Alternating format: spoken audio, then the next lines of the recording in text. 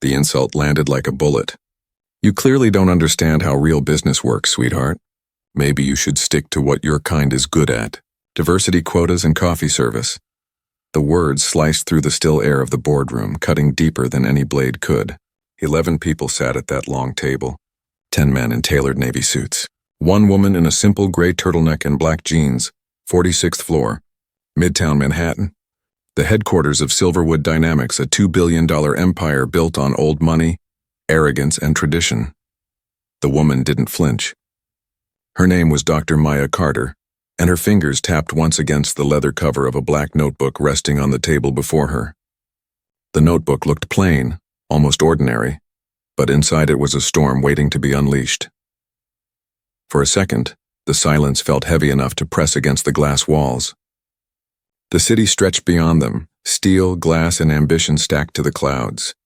In that moment, power had a face, and it was sneering at her. But Maya wasn't just another board member. She was a quiet force of nature, one who had waited years for this very moment. She had seen it all before. The condescending smiles, the patronizing tone, the disbelief that someone like her, young, black, and female, could possibly sit at this table. But what happens when corporate arrogance collides with unshakable preparation? When condescension meets a mind sharper than any portfolio in the room, the answer was about to rewrite history. Maya's calm gaze swept the table. "Gentlemen," she said softly, "are we ready to begin?" Her tone was smooth, controlled, almost gentle, but every word carried a pulse of quiet thunder. The men didn't respond. Not really. A few exchanged smirks. One adjusted his cufflinks, another checked his phone. At the head of the table sat Charles Whitman, chairman of the board, age 59. Silver hair, perfect posture, face sculpted by privilege and decades of being obeyed. He leaned back in his chair, regarding her like an insect that had landed where it didn't belong. "I think there's been a mistake," Charles said. His voice was calm, but his words dripped with dismissal. "The catering staff uses the service elevator. Ms. Carter, we do maintain a certain dress code in this building." The laughter around the table was quiet but unmistakable. Maya's fingers didn't stop tapping. Her phone vibrated once. A contact flashed on screen. Legal. Priority 1. She didn't look down. "Not yet. What would you do if you walked into a room where every eye told you that you didn't belong? If every handshake was a test, every glance a judgment?" Maya had lived that question her entire career. But today she wasn't here to prove herself. She was here to end an era. 10 minutes until the board meeting officially began. On the agenda, the Wexler acquisition valued at $2.4 billion, the largest merger in company history, and the woman in the turtleneck? She was about to change everything. Maya's voice was soft but clear. "Before we start," she said, "I'd like to clarify my role in this meeting." Whitman chuckled. "Your role?" He leaned forward, amused. "Sweetheart, I think you're lost. This isn't a job interview," someone else murmured agreement. Another laughed. Maya opened her notebook slowly, turning a page with deliberate calm. Her handwriting was meticulous. Numbers, diagrams, financial algorithms that could give any analyst a headache. But they didn't care about that. They cared about what she looked like, about what she wasn't wearing. The CFO, Edward Grant, finally spoke. "We really don't have time for confusion today. Security, please confirm this guest's credentials before the meeting begins." The word guest hung in the air like an insult wrapped in politeness. The head of security appeared at the door with 2 guards. "Ma'am," he said cautiously, "this area is restricted. I'll have to ask you to—" Maya lifted a hand. "Not yet." Her voice stopped him cold. There was something in it. Calm, absolute authority that didn't match her outfit. Her thumb hovered above her phone. She pressed once. "Call Protocol 7, she said. The phone answered in its digital monotone. "Calling legal, priority 1. The room froze. What did she just say? One of the board members whispered. Charles Whitman frowned. "What the hell is Protocol 7? Maya didn't answer. Her eyes stayed on her notebook, and for the first time silence didn't feel like control. It felt like danger. "Miss, if you don't leave, I'll have to—" the security chief began. "Please," Maya interrupted. "Sit down. I'd hate to start this process without you present." Her phone lit up. 3 notifications in quick succession. Bloomberg, Reuters, J.P. Morgan. The men didn't notice. They were too busy being offended. Enough, Whitman snapped. This is absurd. We have an acquisition to finalize, and I will not— Mr. Whitman, Maya said softly. How long have you been chairman? He blinked. 15 years, why? Then I assume, she continued, you've read every clause of Silverwood's corporate charter. Section 12, subsection C. The company's legal counsel shifted uneasily. That's the section on emergency takeovers, he said slowly. Whitman's face tightened. Why are you bringing that up? Maya finally looked up, her eyes steady and unblinking.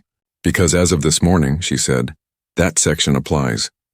The boardroom fell completely silent. Only the faint hum of the air conditioning filled the space between disbelief and realization. She reached into her notebook and pulled out a single folded document. The letterhead shimmered faintly in the light. Government embossed. Legally binding, irreversible. This, she said, placing it on the table, is a Schedule 13D filing, submitted to the Securities and Exchange Commission at 8:42 a.m. today.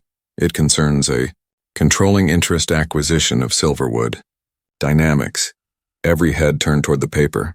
No one spoke. No one breathed. Whitman's lips parted, but no sound came out. That's impossible, he whispered. Maya smiled faintly. Check your email. Spam folder if necessary. And just like that, the balance of power began to collapse. The room stayed frozen. No one knew whether to speak or breathe. A document like that meant only one thing: ownership. Whitman's hands trembled slightly as he reached for his phone. He opened his inbox, then his junk folder. His eyes widened. The color drained from his face. He looked up at Maya, his voice barely a whisper. You? You can't possibly— I can, she said quietly. And I did. The CFO leaned over, snatching his laptop open. Fingers flew across the keyboard as he searched the SEC filings database. Within seconds, the truth glowed on the screen for all to see. Filed, time-stamped, verified. The words hit like a gavel.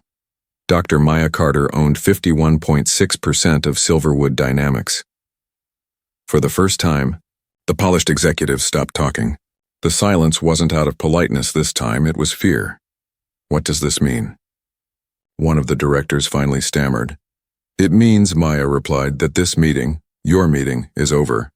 A new one begins in precisely 3 minutes. She closed her notebook with a soft thud that seemed louder than a gunshot. The security guard still stood by the door, uncertain. Their eyes darted between the chairman and the woman who apparently owned their paychecks now. Gentlemen, Maya continued, her tone as calm as rainfall. As of 9:42 this morning, the old Silverwood board was dissolved. Under Delaware Corporate Statute, Section 1811. I'm now the sole acting authority until the new board is installed. The words landed like a verdict. Whitman shot to his feet. You don't have the right. She tilted her head slightly. Actually, I have every right. It's all in the filing you just ignored for 6 months. A small smile touched her lips. I suppose ignoring details has a price. The CFO's voice was barely audible. It's real, he muttered. It's all real. She owns the company. The room erupted in whispers, the kind of panicked murmurs that happen when power starts to slip through trembling fingers. Maya didn't flinch. She simply watched them unravel. For 18 months she had prepared for this exact moment. Every move they made, every decision they ignored, every offhand comment dripping with casual prejudice, it all became data. And data, in Maya's world, was destiny. She finally spoke again. Do you know what I find fascinating? She asked softly. That you can have every resource in the world, every advantage, every ounce of privilege, and still be blind to the person dismantling you right in front of your eyes. Her phone buzzed. A notification from Wechsler Industries, the acquisition target. She answered on speaker. Mr. Patel, she said warmly. Yes, I'm in the boardroom now. The vote will proceed as planned. There's just been a leadership adjustment. The voice on the other end hesitated. So you're now? In control, Maya replied simply. The deal remains intact. In fact, it will be stronger under the new governance. The board members watched in disbelief as the CEO of Wechsler Industries, the man they'd spent 6 months chasing, addressed her with visible respect. Understood, he said. Our team looks forward to working with you, Dr. Carter. She ended the call and turned back to the table. Now then, she said, Shall we continue, or would you prefer to keep pretending that my wardrobe defines my intelligence? No one spoke. Her calm cut sharper than any anger could. Whitman tried again, his tone breaking. You don't understand how this world works. You can't just walk in here and... Maya's gaze locked on him, cool and unshaken. Mr. Whitman, I built this world. I just didn't tell you until now. Her words sliced through the arrogance that had filled this room for decades. She reached for her notebook again and opened it, not to numbers this time, but to notes written during the 12 weeks she'd spent undercover in her own company. The men watched in disbelief as she turned the pages. Week 1, she read softly. A department head referred to a black employee as a diversity statistic. Week 3, an executive suggested that women in accounting smile more for client presentations. Week 7, your vice president joked that hiring from community colleges was charity work. Every line landed like a blow. I recorded everything, she said. Every word, every meeting, every email chain. 79 incidents of discrimination, 43 of wage bias, 21 that directly violated federal law. The legal counsel spoke up, his voice trembling. You recorded internal conversations? That's illegal. Maya raised an eyebrow. Not in New York, counselor. One-party consent. And since I was that party, well, you can see the dilemma. The guards exchanged looks. No one moved. The balance of the room had shifted entirely. Mr. Whitman, she continued, you once told a journalist that Silverwood Dynamics represents the American dream. But if this is your dream, then I'm here to wake it up. Her phone buzzed again. This time the caller ID read Senator Caldwell, Judiciary Committee. She silenced it without breaking eye contact. Senators, she said, can wait. The tension was suffocating now. The air in the boardroom seemed heavier with every passing second. Finally, one of the older directors whispered, What do you want from us? Maya smiled faintly. Justice, accountability, and maybe a little silence while I explain what comes next. She tapped her notebook once, the sound echoing through the room like a countdown. You've spent years measuring worth by appearance, she said. By who looks like power. But power doesn't wear a uniform, gentlemen. It wears preparation. The CFO swallowed hard. What happens now? Now? Maya said. Now we build something better. But first, she turned to the security guards. Escort these men to the conference lounge. They're no longer authorized board participants. Ma'am. One guard hesitated, glancing at Whitman. Should we really? Yes, Maya replied firmly. You report to the owner now. The guards nodded. Whitman's fury cracked into disbelief. You can't remove us. I already did, Maya said softly. As of 10 minutes ago. You just didn't notice the ground shifting under your feet. He slammed his fist on the table. I've given this company my life. And in return, she said, her voice calm as ever, you gave it your prejudice. I think we're even. The guards moved closer, and one by one the former board members began gathering their papers, red-faced and shaken. Maya didn't look up as they left. Her focus was already on what came next. The new board would arrive in less than an hour, and with them a new era. But for now, in this quiet room, she let the silence settle, a requiem for the old world that had just ended. What none of them yet realized was that this takeover wasn't about money. It was about something much bigger. This was retribution measured in spreadsheets and strategy, and it was only getting started. The doors closed behind the last of them, leaving only Maya, the hum of the city outside and the faint echo of footsteps fading down the marble hallway. For a long moment she said nothing. She simply stood at the head of the table and breathed in the silence. It wasn't peace, it was victory slowly taking shape. Her phone buzzed once. A message.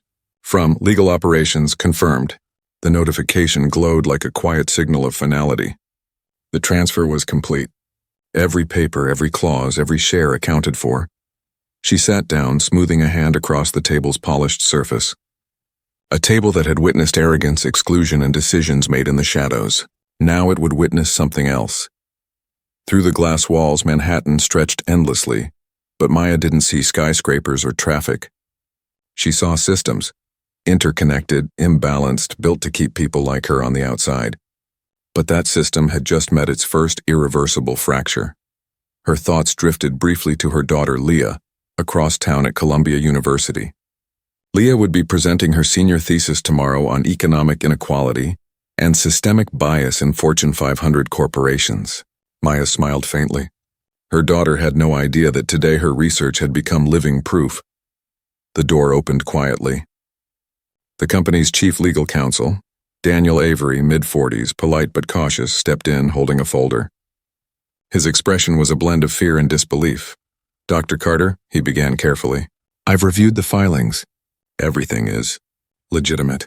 You really did acquire controlling interest." "Yes," Maya said without looking up. "You sound surprised." He hesitated. "You planned this for a long time." 18 months, she replied. "But planning is easy when you have enough evidence of corruption to fill a courtroom." He swallowed hard. "Do you intend to press charges?" Maya finally looked at him. "Mr. Avery, do you intend to cooperate?" The silence stretched between them. He nodded. "Yes, ma'am."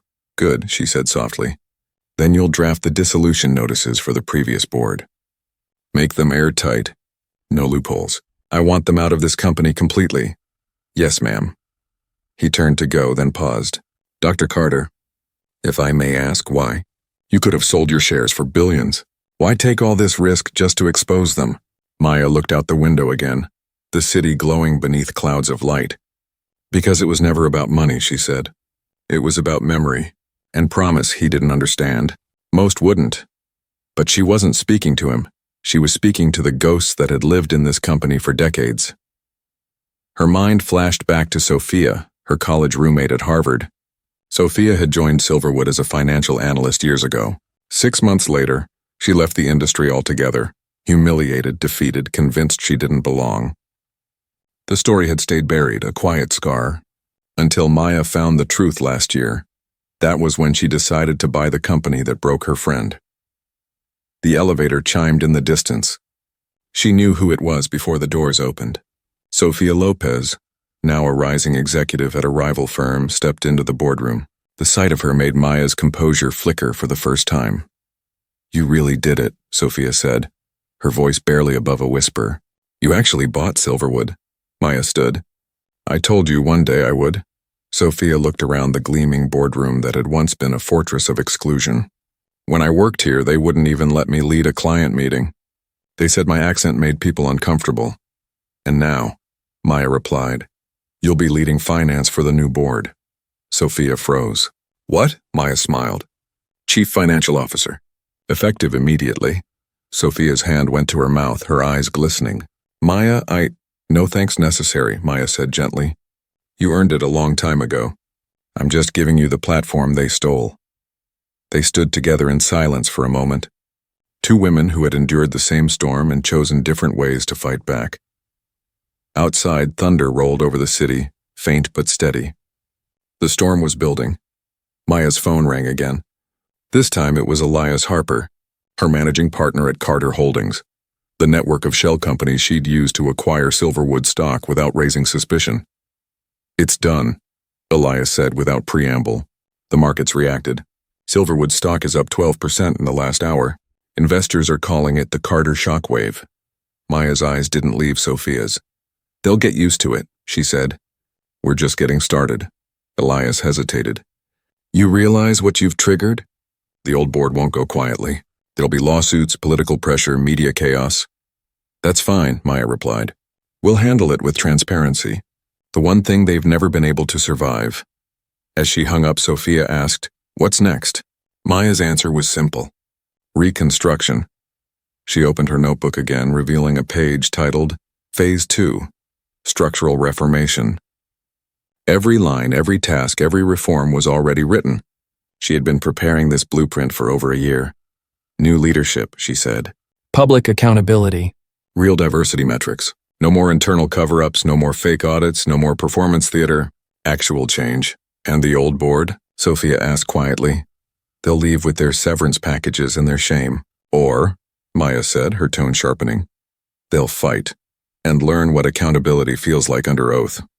Sophia looked at her, both inspired and afraid.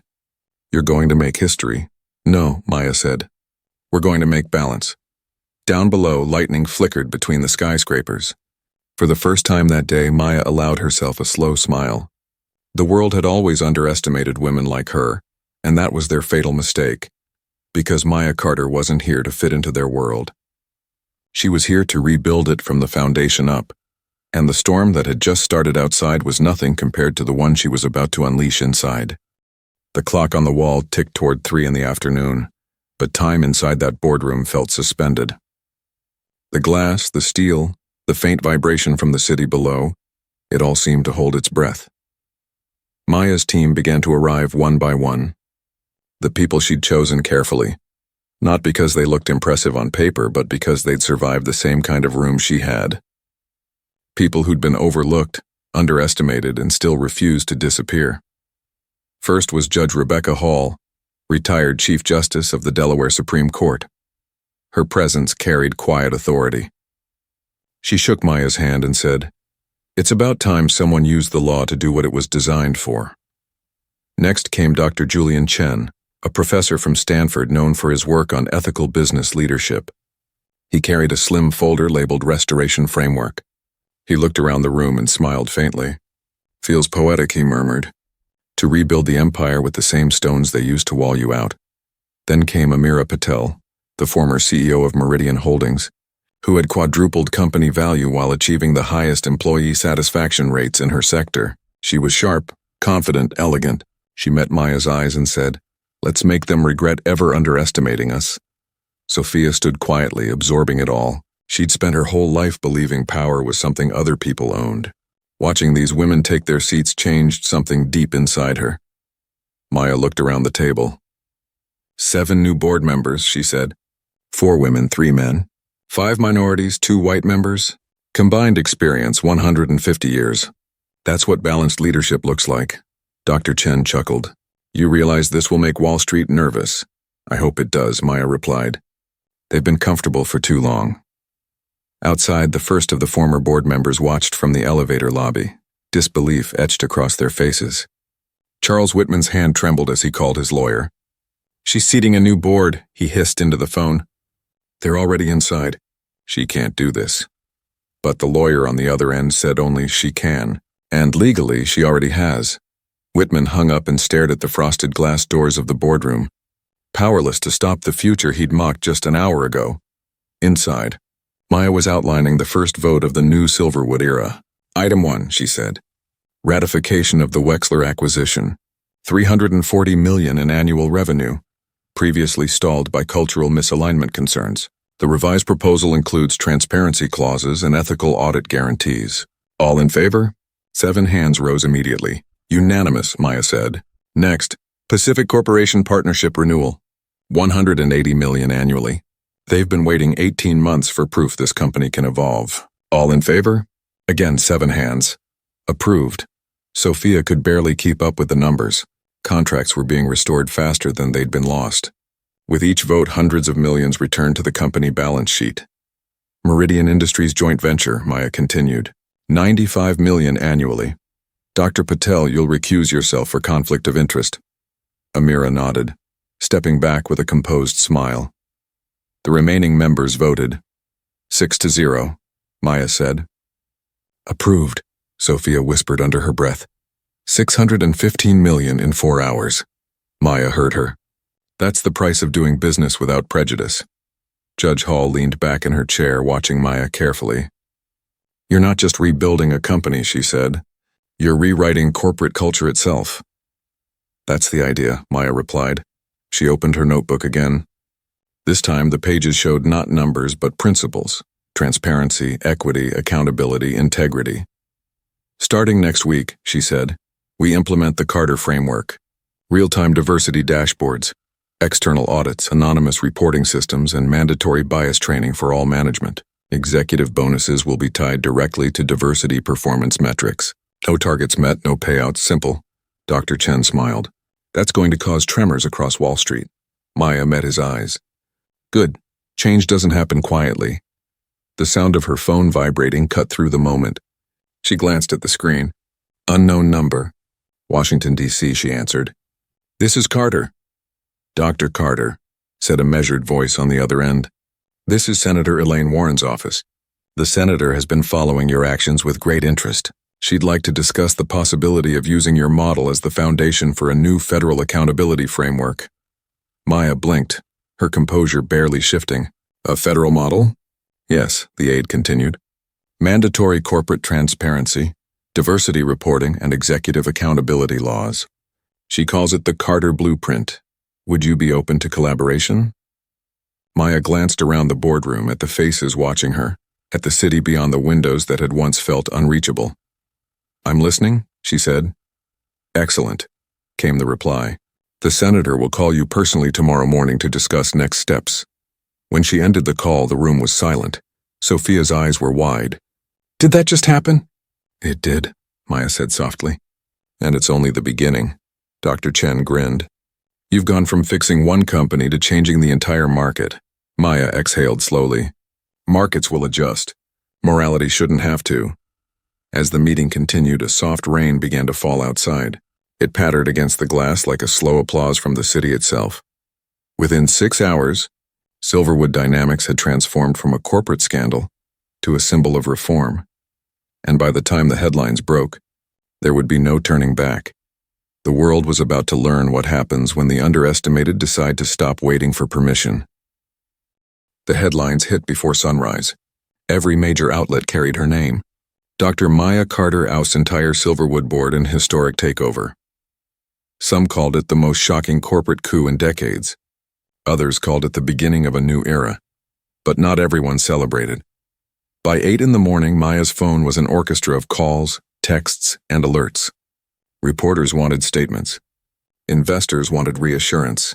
Politicians wanted alignment. And the old guard, the ones who'd just lost their kingdom, wanted revenge. Charles Whitman was the loudest among them. He went on live television before breakfast, his voice thick with bitterness. This was an ambush, he said. A manipulation of the system. She's dangerous. She doesn't respect corporate order. The host asked him, but is it true she now owns the majority of Silverwood Dynamics? Whitman hesitated just long enough to confirm it.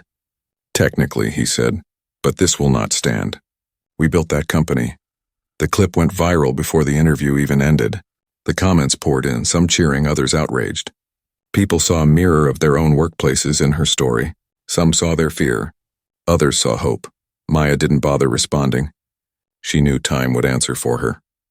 At 9:30, she stood by the massive windows of her new office.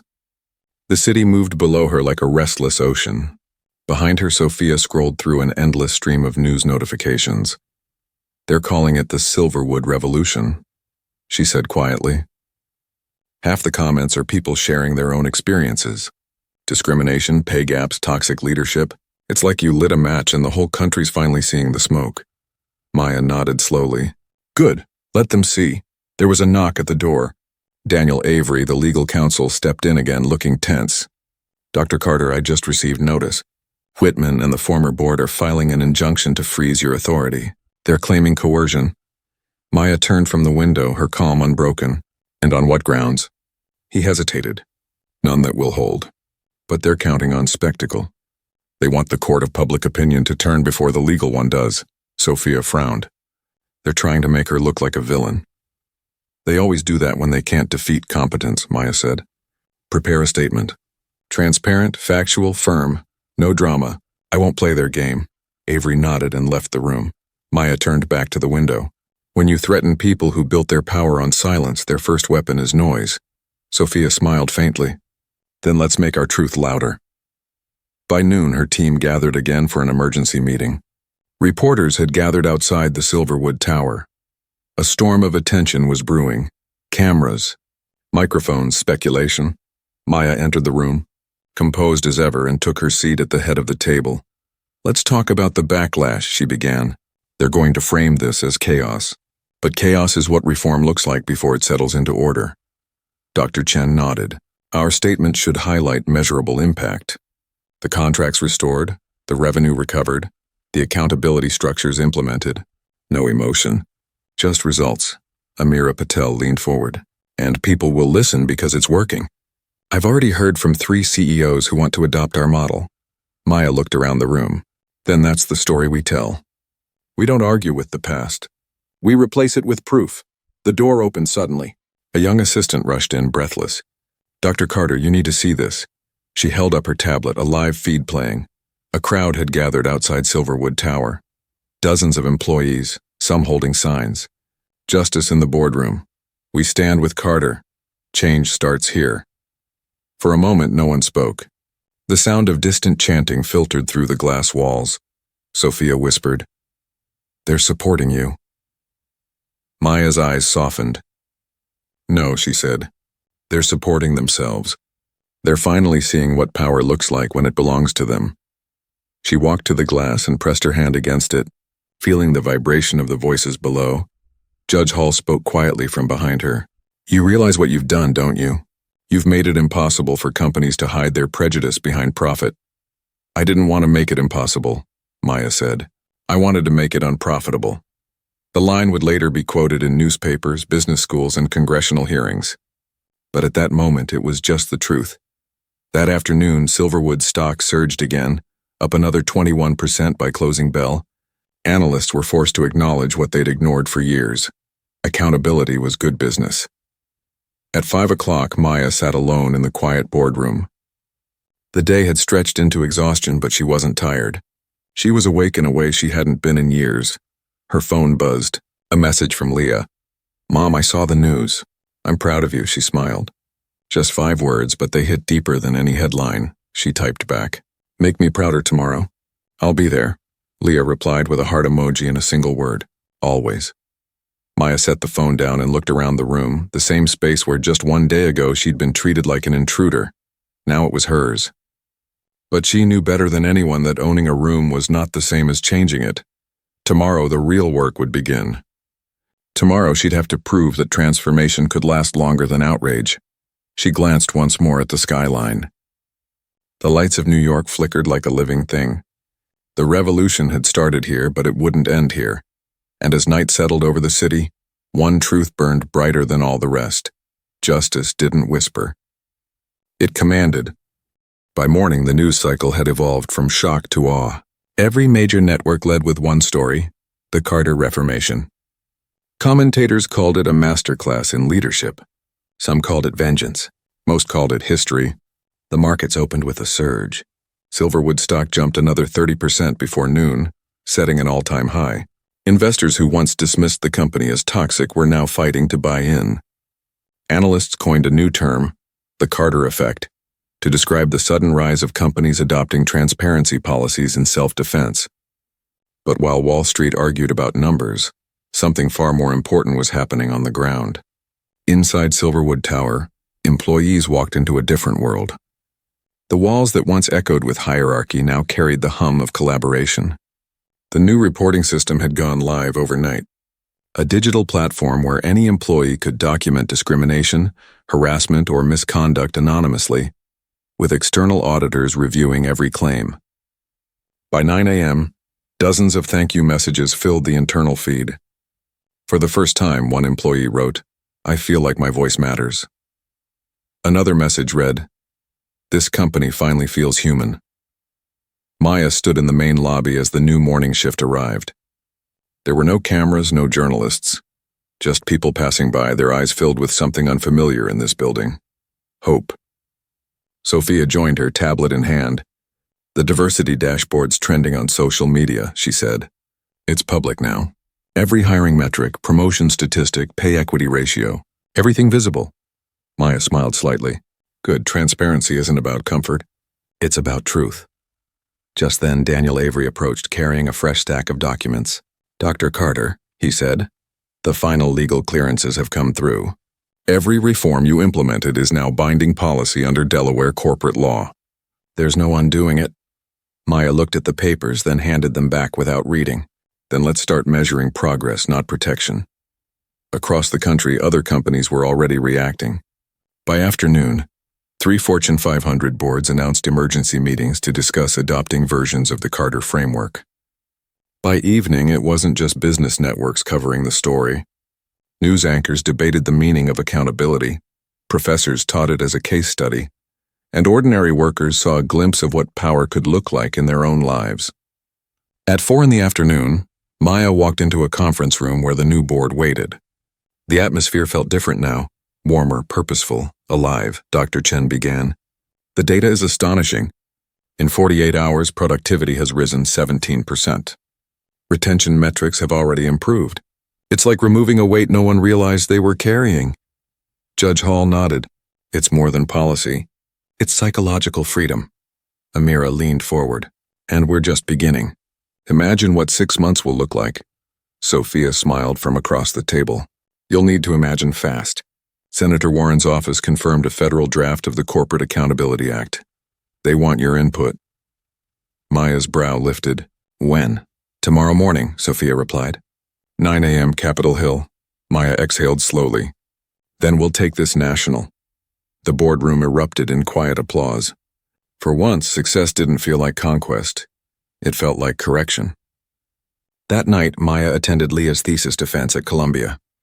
The small auditorium was filled with students, professors, and a quiet buzz of anticipation. Leah stood at the front, composed and confident, presenting her research. Systemic bias and economic loss in corporate America. Her conclusion mirrored her mother's philosophy. Equality isn't charity, she said. It's efficiency. Discrimination doesn't just break people, it breaks profit. When the panel announced her highest honors, Maya felt something in her chest unclench. For the first time, she allowed herself to feel pride without armor. Afterward, Leah hugged her tightly. You showed me what power really looks like, she whispered. Maya smiled. No, you'll show them what it becomes. 2 weeks later, Washington buzzed with the announcement of the Corporate Accountability and Transparency Act. The bill proposed nationwide adoption of the Carter Blueprint, mandatory public diversity data, whistleblower protections, executive pay tied to inclusion metrics, and equity sharing for all employees. It passed with bipartisan support. For the first time in decades, Congress agreed on something that wasn't about politics. It was about fairness. When the president signed it into law in the Rose Garden, Maya stood behind him. The flash of cameras captured the moment, but she barely noticed. Her eyes were on the future, already calculating what came next. Silverwood became the model that every major corporation studied. 17 Fortune 500 companies adopted identical systems within 6 months. Within a year, employee satisfaction scores across the sector hit record highs. And yet for Maya, it was never about numbers. It was about people. She returned to Silverwood quietly one evening, long after the lights had dimmed. The city outside glowed, and in the reflection of the window she saw herself. No longer the woman dismissed as unqualified, no longer the outsider. She was something different now, something the old system had never prepared for. Sophia appeared in the doorway. You're still working? Always, Maya said with a soft laugh. Sophia stepped closer. There's something you should see. She handed Maya a tablet. On the screen was a message from an employee in customer service, signed anonymously. Thank you for reminding us that we belong in rooms like this. Maya stared at the words for a long moment. Then she closed the tablet gently. That, she said quietly, was the point all along. Outside, the skyline shimmered. Inside, the boardroom stood ready for its next meeting, a space once ruled by arrogance, now defined by equity.